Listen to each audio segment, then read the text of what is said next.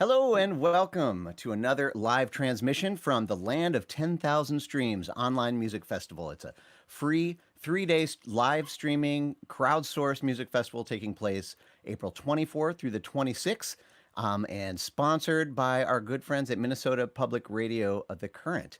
My name is Anthony Ehrig, and I am a musician performing at this festival, and I'm also the co-host of a new live streaming show called Back Catalog Listening Party, where we listen to the pre-recorded music of a lot of the artists that are featured. Another way to get them in front of you guys. But today we are joined with a very special guest, one of the headliners of the festival, Mr. Mark Mallman. Mark, how are Hi. you? Hey, I'm great. All right. Well, so we were just talking backstage a little bit about this whole live streaming thing. It sounds like you've already kind of dipped your toes in through teaching and through other things. How's this technology working for you so far? I love it. I absolutely love it. I love my studio. I love performing in my studio. I record here and I write here. So it's really like the root of where my songwriting comes from. So being able to perform from my studio taps into a whole different side of what I do.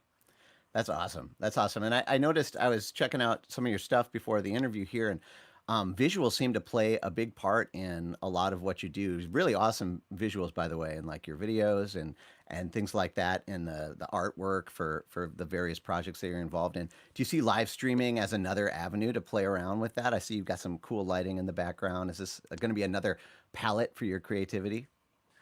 Um, Yeah, I guess it's just second nature to me. I've been working as a composer for film and TV for like 15 years. I've been working in television, the medium, for 20 years. So, um, and I'm trained in that for, you know, I'm trained in the moving image. So it's like second nature for me.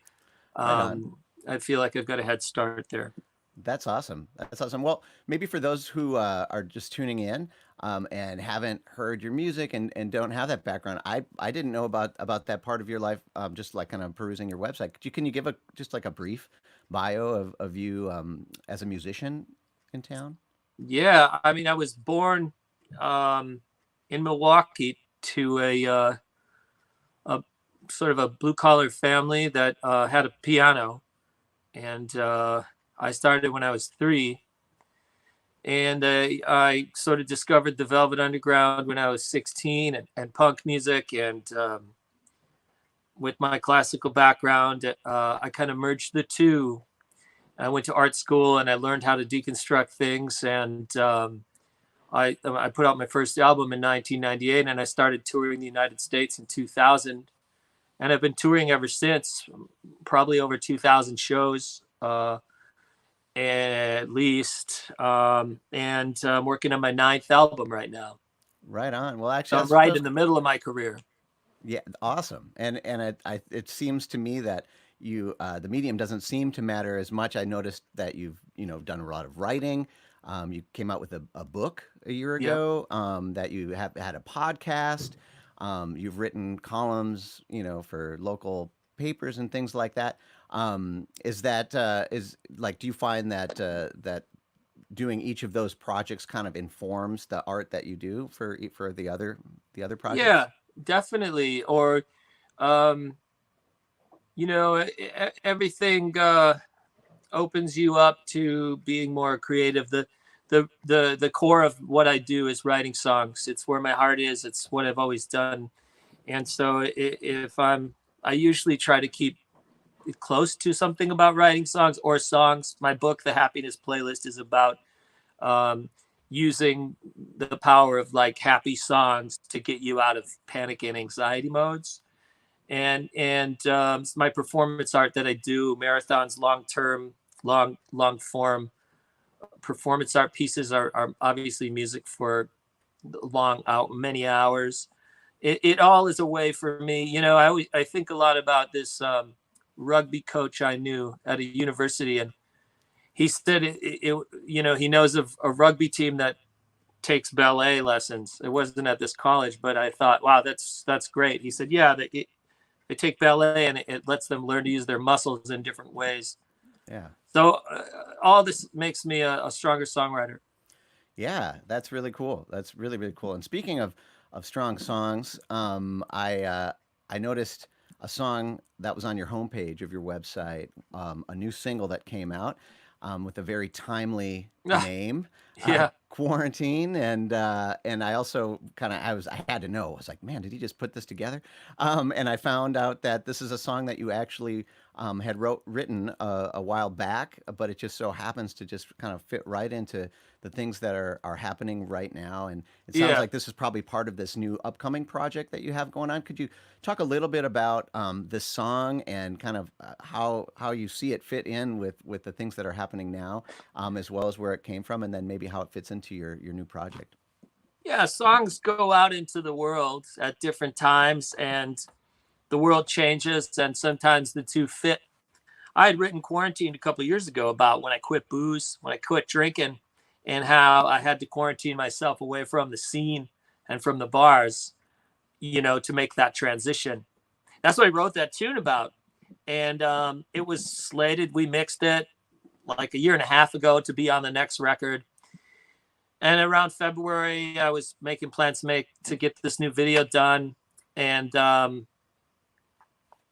it just, I was like, oh, okay. So I changed the lyric at the end of the video that says, yeah, we're going to get through this, which actually really applies to, quitting alcohol use too, because you make it through it, you survive it. So this was a lyric that you added kind of in I recent added that months? while we were shooting the video. I added that. I went down to the studio. I changed it at the very end because I knew that, I mean, it was relevant to this time, Yeah. At that point, it was at mid-February. Like, I knew that other places were quarantining, but it seemed like such a foreign idea to me. But the concepts, if anyone has quit drinking, you do actually do that. When you want to quit, you have to quarantine yourself from all the places you used to inhabit, Yeah. Absolutely. A feeling we can all start to relate to on other levels right now, for sure. Sure. And this is going to be part of a new project that you have coming out. Can you talk about It'll that be at on all? the 2020 album that comes out in fall. I'm doing a re-release of an old remaster of some old albums in June or May, and then the next project will be the new album coming out in fall in a U.S. tour. Very cool. Very Mm-hmm. cool. Well, I we didn't talk about this before we started, but are you prepared to play a song today, or do you have that lined up, or if You not, know, that's I, fine too. I don't. I'm not prepared. I'm Okay, not okay. prepared I hate because to put you on the spot, but I gotta ask. no, I would love to. It's just that my setup here is preparing for just trying to figure out some recording stuff. So I'm like in recording mode right now. I love this about right now. Like everybody from seasoned veterans like yourself to newbies, we're all just kind of figuring this stuff out, and it's so fun to see kind of behind the scenes and everybody's studios and things like that. And this Yeah. is it's a real treat for us. For those of you who are just tuning in, we're streaming here from the Land of 10,000 Streams festival page. And we're talking with Mark Mallman, who's going to be playing. It looks like on the 25th of April at 9 p.m. And is that going to be streaming from your Facebook page then? Yeah. Mhm. Excellent, excellent. Well, thank you so much for Yeah. joining us today. Thanks for And having me on this festival. I love it.